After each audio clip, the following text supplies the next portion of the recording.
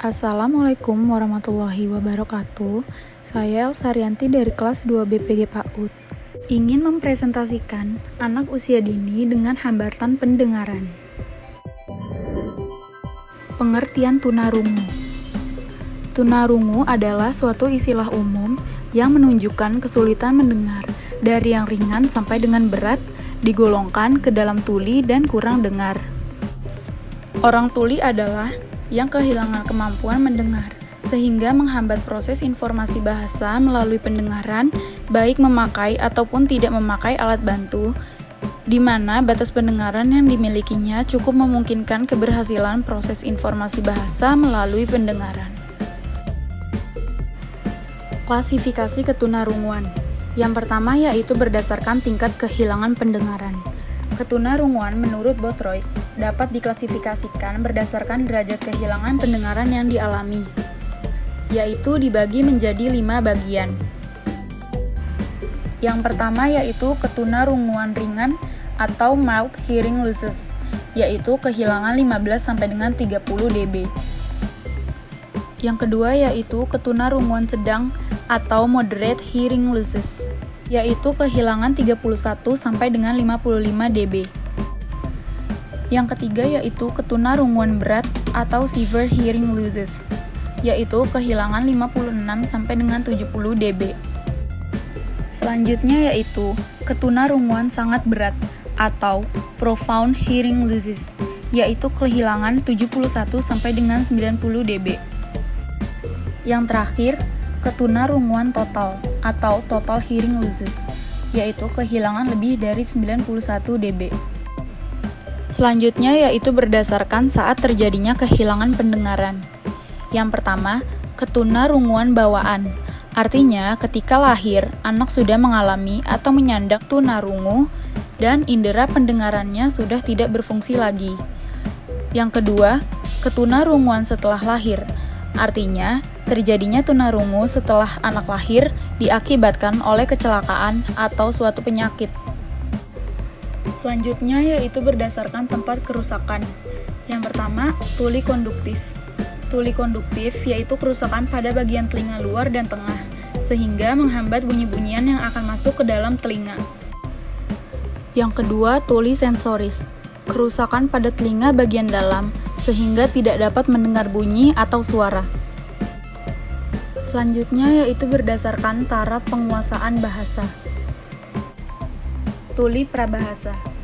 Mereka yang menjadi tuli sebelum dikuasainya suatu bahasa, artinya anak menyamakan tanda sinyal tertentu seperti mengamati, menunjuk, meraih, dan sebagainya, namun belum membentuk sistem lambang. Yang kedua, tuli purna bahasa. Tuli purna bahasa ialah mereka yang menjadi tuli setelah menguasai bahasa, yaitu telah menerapkan dan memahami sistem lambang yang berlaku di lingkungan. Penyebab ketunarunguan. Ada banyak penyebab yang dapat mengakibatkan terjadinya tunarungu. Namun, di sini saya akan membahas 2 faktor penyebab, yaitu faktor internal diri anak dan juga faktor eksternal diri anak. Faktor internal diri anak. Yang pertama yaitu faktor genetik. Dari salah satu atau kedua orang tua yang mengalami ketunarunguan, kondisi genetik yang berbeda disebabkan oleh gen yang dominan, represif, dan berhubungan dengan jenis kelamin. Yang kedua yaitu penyakit campak Jerman atau rubella, yang diderita ibu yang sedang mengandung.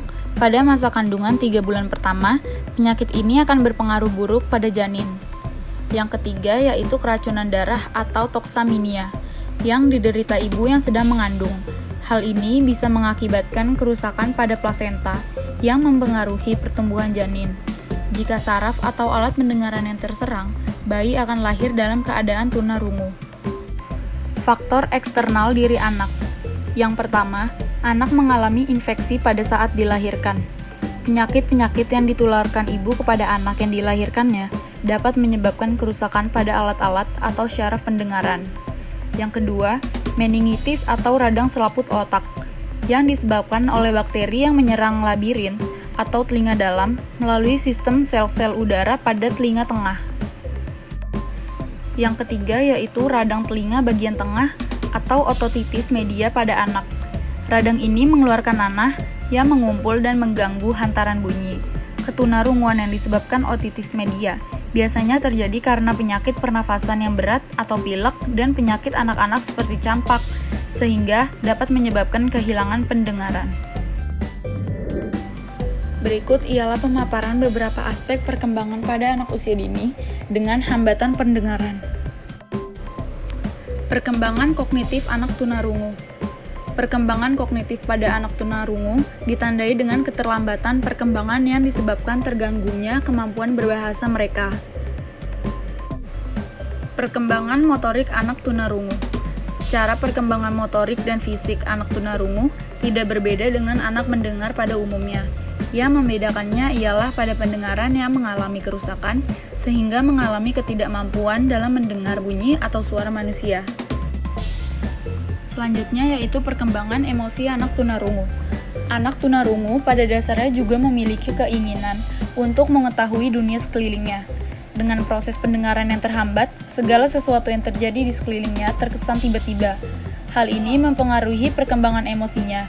Perasaan bingung dan tidak mengerti mewarnai perkembangan emosinya pada tahap awal ketika anak tidak atau belum menyadari keberadaannya pada dunia yang berbeda dengannya.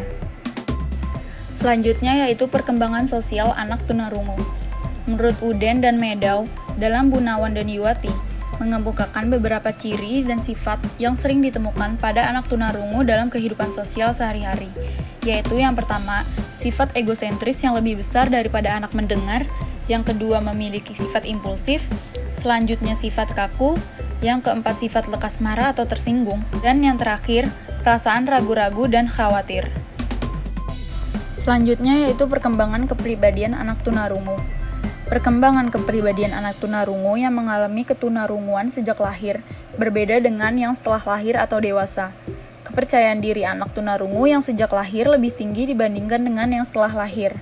Hal ini dikarenakan anak tunarungu yang sejak lahir sudah terbiasa atau teruji mental dan secara psikologis lebih siap menerima kekurangan yang ada pada dirinya. Program kebutuhan khusus. Yang pertama, berbicaralah dengan jelas, dengan posisi tepat di hadapan AUT dengan kebutuhan khusus, atau jangan dari belakang atau dari samping. Yang kedua, pahamilah sebelah mana fungsi pendengaran yang masih berfungsi dengan lebih baik dan ucapkanlah secara perlahan atau bila perlu diulangi.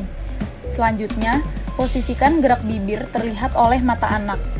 Yang keempat, mintalah anak usia dini dengan berkebutuhan khusus mengulang ucapan dan yakinkan bahwa mereka bisa melakukannya. Selanjutnya yaitu mintalah anak usia dini dengan kebutuhan khusus mengulang ucapan dan yakinkan bahwa mereka bisa melakukannya. Selanjutnya, gunakan kartu bergambar untuk membantu kegiatan yang dilakukan anak usia dini dengan berkebutuhan khusus. Dan yang terakhir, gunakan kalimat yang sederhana sehingga dipahami oleh AUT dengan kebutuhan khusus. Strategi dan langkah pelaksanaan. Yang pertama, posisikan duduk anak pada bangku paling depan atau dekat dengan sumber kegiatan tidak terhalang oleh apapun. Sebaiknya setting duduk setengah lingkaran atau letter U. Selanjutnya yaitu bantu anak belajar dengan benda-benda konkret yang diberi nama bendanya dengan menggunakan tulisan tegak bersambung. Selanjutnya, buat media visual sebagai alat bantu pembelajaran sesuai kegiatan. Yang keempat, saat menjelaskan, posisi guru berada di depan kelas dan tidak sambil berjalan. Upayakan agar anak usia dini dapat melihat mulut guru dan artikulasi harus jelas. Selanjutnya, saat menjelaskan hal yang abstrak, harus dikontraskan dengan lawannya. Yang keenam, gunakan tulisan tegak bersambung saat menuliskan dalam setiap pembelajaran.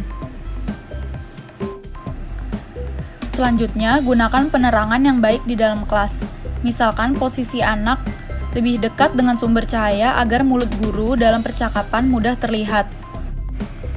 Lakukan percakapan dengan anak di mana saja, kapan saja, dan sesering mungkin. Selanjutnya, gunakan bahasa tubuh atau mimik wajah sebagai penguat percakapan yang dilakukan.